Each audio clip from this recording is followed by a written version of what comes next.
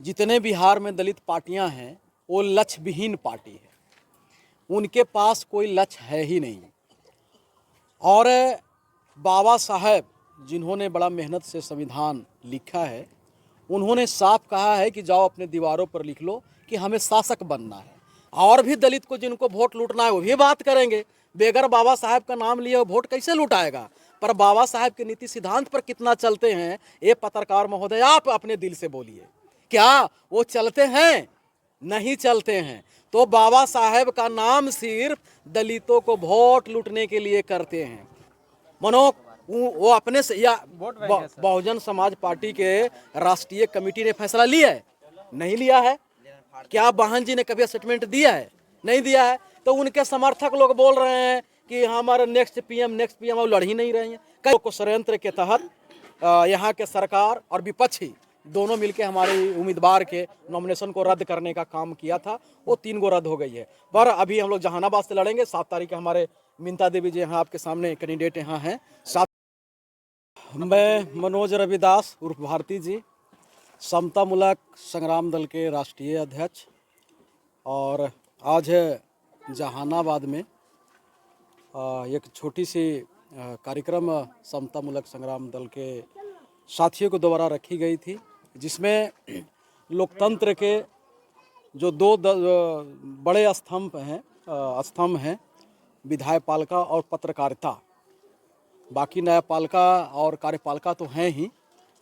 ये दोनों ही संस्थान हैं जो जनता के बीच में जाते हैं।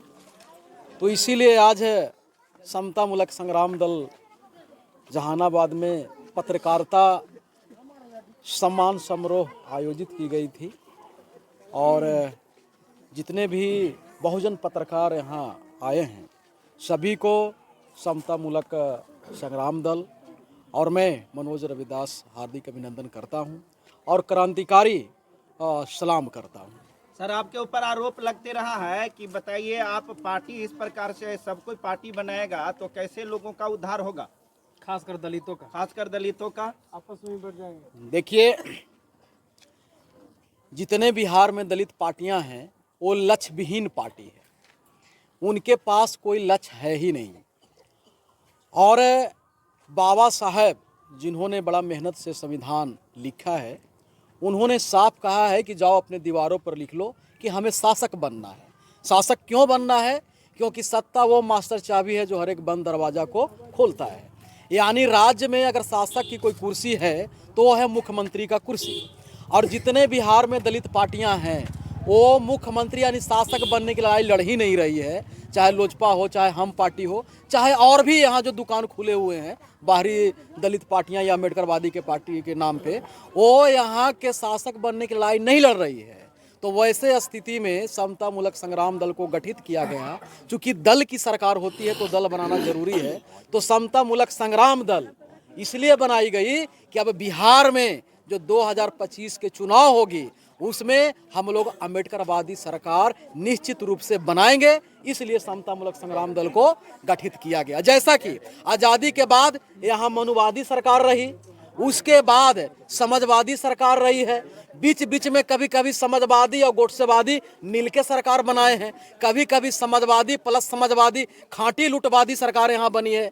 पर अब चूंकि इतनी सरकार बनने के बाद भी बिहार में जो जन समस्या है वो जस के तस है, जहाँ तक और बढ़ी है, तो उसका निराकरण एक ही विचारधारा करेगा, वो है अम्बेडकरवादी विचारधारा। तो कोई लड़ेगा तब न बनेगा। इसलिए समतामूलक संग्राम दल गठित की गई है कि यहाँ मनुवादी सरकार रही, समाजवादी सरकार रही, अब की बार अम्बेडकरवादी सरकार निश्चित रूप से होगा और ये संघर्ष हम लोग जीतेंगे। तेजस्वी यादव, चिराग पासवान भी बाबा साहब की बात करते हैं। बात तो नरेंद्र मोदी भी करते हैं, अमित शाह भी करते हैं और मोहन भागवत भी करते हैं। और भी दलित को जिनको वोट लूटना है वो भी बात करेंगे। बेगर बाबा साहब का नाम लिए वोट कैसे लूटाएगा? पर बाबा साहब के नीति सिद्धांत पर कितना चलते हैं, ये पत्रकार महोदय आप अपने दिल से बोलिए। क्या वो चलते हैं? नहीं चलते हैं। तो बाबा साहब का नाम सिर्फ दलितों को वोट लूटने के लिए करते हैं। अगर सरकार में रहे, छाती पीट रहे हैं कि हमें नौकरी दिया है, प्रमोशन में आरक्षण रुकी हुई थी, और यहाँ दलित के जो छात्रवृत्ति है वो भी रुकी हुई है। ये कहानी दिला दिए, ये दिलवाए, कभी चर्चा भी किए हैं? नहीं किए। उनका कहना है कि केंद्र दे ही नहीं रहे तो हम कहाँ से देंगे। नहीं, जो अभी सुप्रीम कोर्ट का जजमेंट आया है कि एम नागराजन का जो फैसला है वो सुरक्षित है, हम सुरक्षित रखते हैं।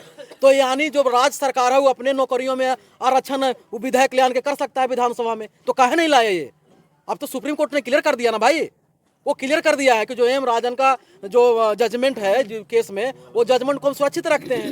यानी दलितों को लूटने का काम करिए। दलितों का लूटने का काम है, क्योंकि दलित के ही वोट से सरकार बनती है, सरकार गिरती है। और सबसे आसान वोट लूटना है अम्बेडकर जी के नाम पर। जैसे आम आदमी पार्टी ने पंजाब में एगो फोटो लगा के सारा वोट लूट लिया और बनने के बाद आरक्षण खत्म, छात्रवृत्ति खत्म, वही काम जो मनवादी कर रहा है। मनोज भारती का कहना है कि आजाद समाज पार्टी और बहुजन समाज पार्टी लक्ष्यहीन पार्टियां हैं।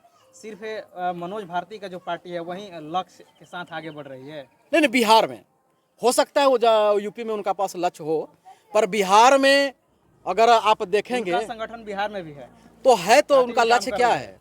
उनका लक्ष्य उनसे पूछिएगा, उनका लक्ष्य क्या है? उनकी है यहाँ लक्ष्य क्या है?